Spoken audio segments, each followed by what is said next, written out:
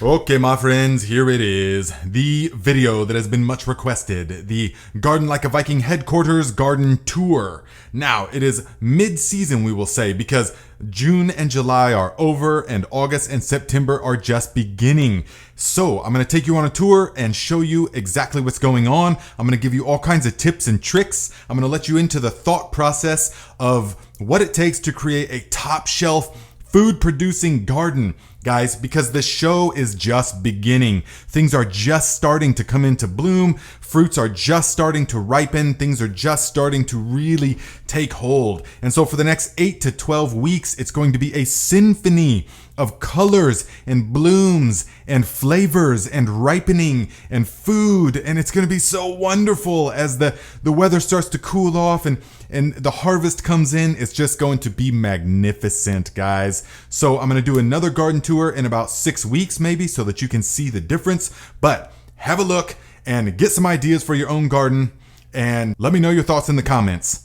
Okay, my friends, as we begin the tour, I want you to pay special attention to how healthy everything is, the vigor of the plants. So what we're looking at here is just 2 patty pan squash plants, primarily just one. The white scallop squash is the one in the back, and it's got a spread of at least 15 feet on it, yes. But squash are super hungry, super hungry. I mean, these summer squash are very hungry. Now, they just started to get hit with the aphids, you can see, because it's getting kind of old. Look how big this plant is. So just last night, finally, I sprayed the ultimate slug solution. So we'll see what that does for the aphids. I'm pretty sure I know what it's going to do, though. But remember, this squash plant, this yellow marble squash, isn't affected at all by the aphids. But they are hungry. Keep that in mind. And you want to keep them picked so that they don't get much bigger than this. If they get bigger than that, they start to get watery and kind of seedy, and they don't cook as well. So it's all about cooking what we grow, guys, because if you're not frying it up in the cast iron skillet, what's the point of having this beautiful grocery store right outside your back window? So let us carry on with the tour. Now we have some cucumbers that were followed peas. I had peas here in the spring, and that supercharges the soil because we cut them at ground level and we leave them. Now, I've been heavily pruning these. What you're looking at, this massive plant, is the Richmond green apple. Love it for juicing and for fresh eating. But these new upcoming ones, we just planted a few weeks ago. These are the Chicago pickling cucumber. Now, we started out with 5. We're probably going to thin that down to just 2 plants. This here is just 2 plants, guys. You do not want to overcrowd the cucumbers. Or the melons. And so what we're looking at here is the Maduras melons. And these are a really good climber. You see how they're pointed upwards towards the sky, and they climb very easily. So if you need them to climb like a cattle panel, they'll easily climb and secure themselves. You see they're just starting to form these little fuzzy melons. They are really sugary sweet when they're ripe. Real delicious. So that's a good climbing variety. Now here we're looking at a honey nut squash. It's like supposed to be a smaller version of the butternut, but here, we're growing it. See, they're getting these tiny little things on them, but here we're growing them in super nutrient rich soil. Actually, we're growing this one out of the compost bin. We put this cattle panel right next to the compost bin. And so you can see that this squash, with just a little bit of training in the early spring, has totally covered this cattle panel. And now it's self-sustaining. I don't have to train it at all. And it's just getting loaded with pollinators every morning. And you can see the little squash starting to form. Now, you want to make sure that they don't get stuck in between the wire, because they'll start to form and then they'll ruin themselves, of course.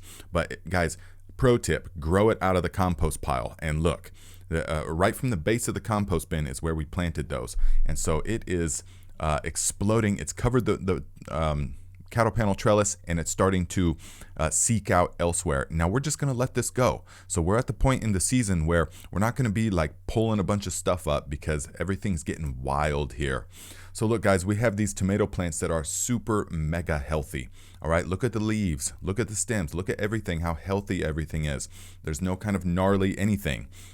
That is because we loaded these things with nutrients. They love, tomatoes can take maximum nutrients, okay?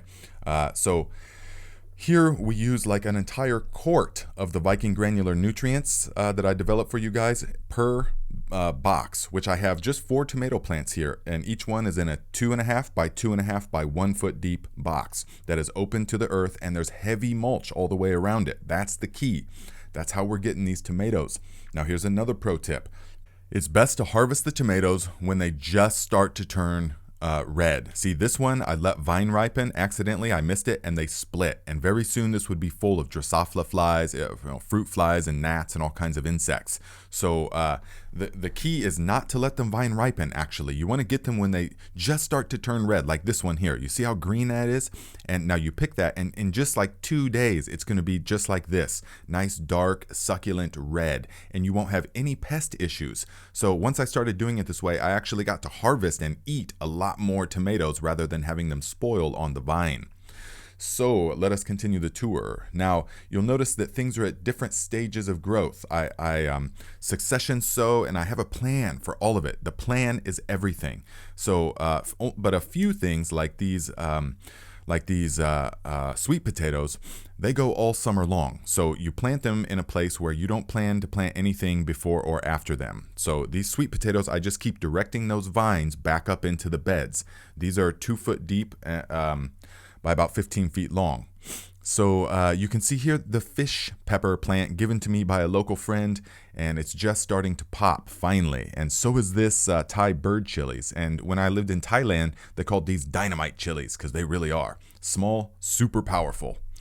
Now, I want you to see the onion harvest this year, guys. This is from last week, this footage here, and the onion harvest was amazing, all right?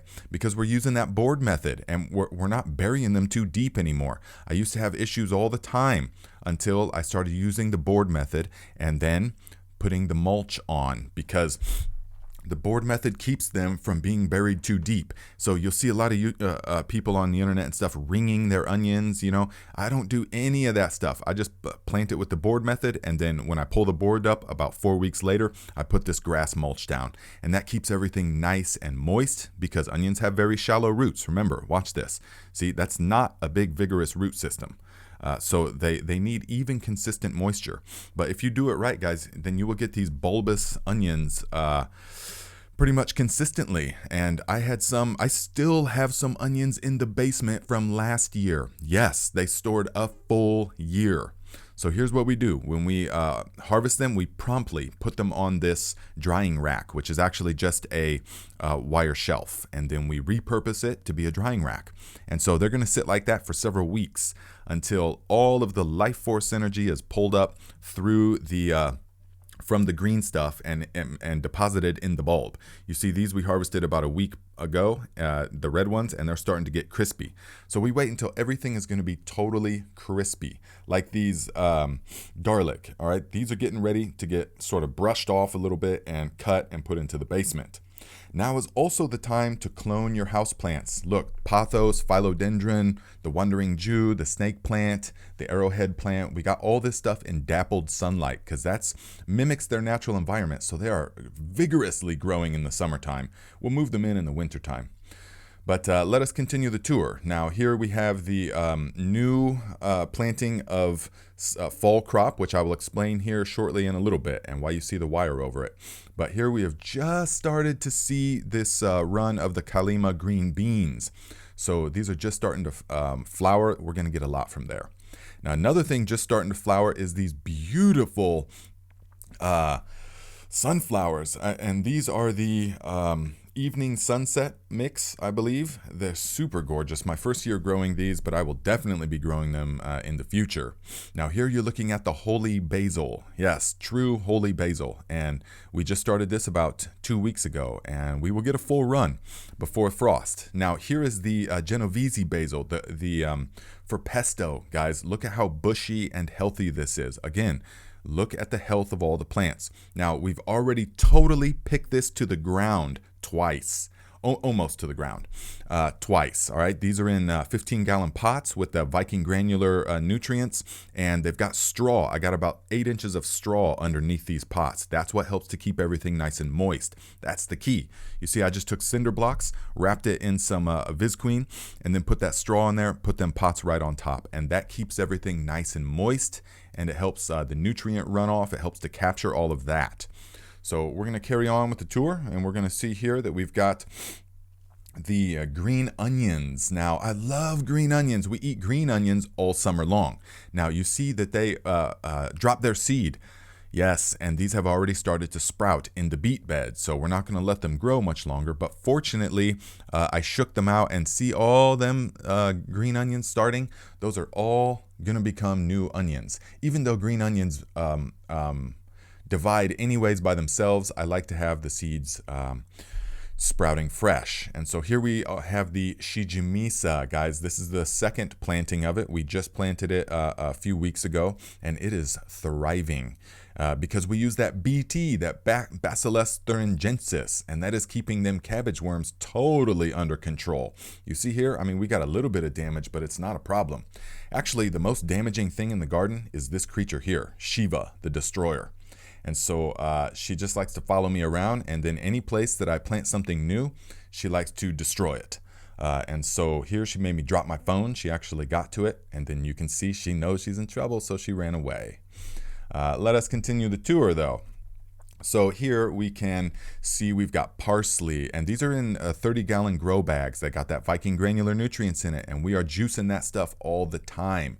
The chamomile has run its course, and it's pretty much done, but the parsley is producing full bore because we cut it from the outside, and it just keeps producing new from the inside. Super vigorous. The ginger, guys, ginger can take more shade than any of your other plants, so you can plant it in the shadiest spot with tons of nutrients. Now here we have some fresh Thai basil just sprouting up. Now here is the third run of the arugula, guys, and we just keep cutting that, and it keeps coming back so long as it's got them aerated compost teas, plenty of nutrients. Here's the cilantro. We keep cutting it, it keeps coming back. You really want to keep cilantro cut, otherwise it will bolt and go to seed. But all this stuff requires lots of nutrients, and so we use the Viking granular, but then we also are with the aerated compost teas. That's what's important. You could also use manures and things, but these shade-grown beets are very, very sweet, sweeter than the full sun beets by far. So here, when we come along, we can see this is Yod Fa, and if you watch the short video I just released, you will see what we did and why those were an issue. But here's the butter crunch lettuce right next to some more up-and-coming basil, a different kind of Thai basil. And so we got all different stages of things happening. Now here's the collard greens, and collard greens love this is half-day sun. You see, they're up against a north-south fence, and they've got weed fabric on the bottom, and they got plenty of nutrients. And that Bacillus thuringiensis, we actually haven't used any JDOM wetting agent, no JDOM sulfur, we haven't used any of that stuff this year because I just don't like spraying anything on the plants really other than compost tea.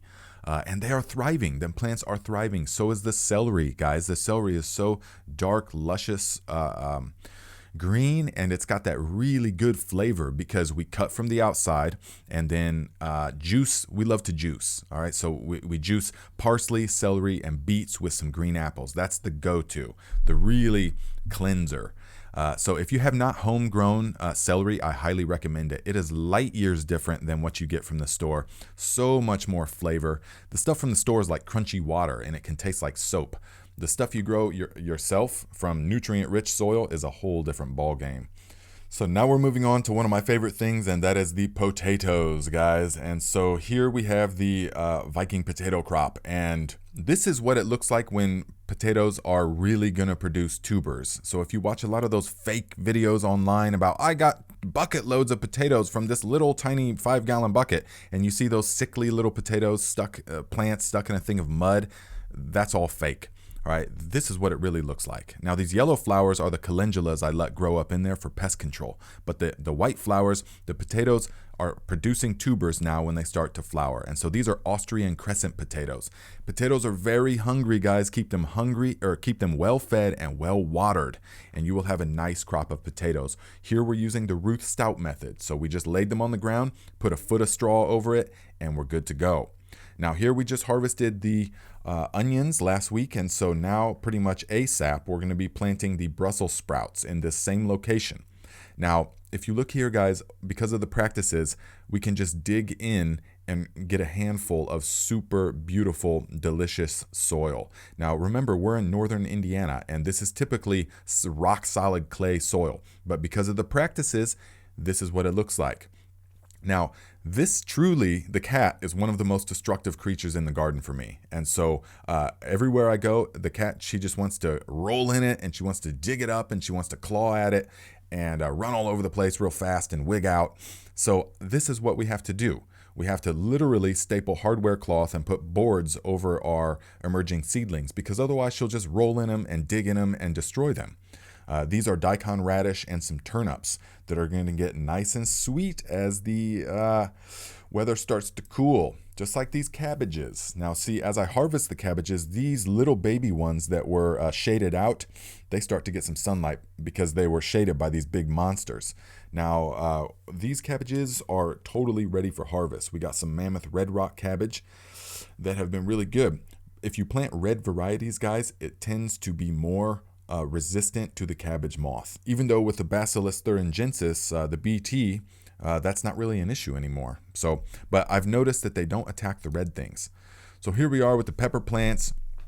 They're doing really well this year. This is the Lesia pepper, a super sweet pepper, but you have to wait till they're ripe, because if you get them while they're green, they just taste like regular green onions. Now, right next to that is a eggplant. Now this is my first time growing this type of eggplant, so these are pretty much ready for harvest.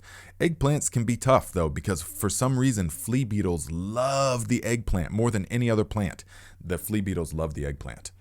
Now this is a Jimmy Nardello pepper, and somebody gave me these seeds, and so I'm really interested to try them out. I've been frying them up, and they don't have a lot of foliage, but they got a lot of peppers.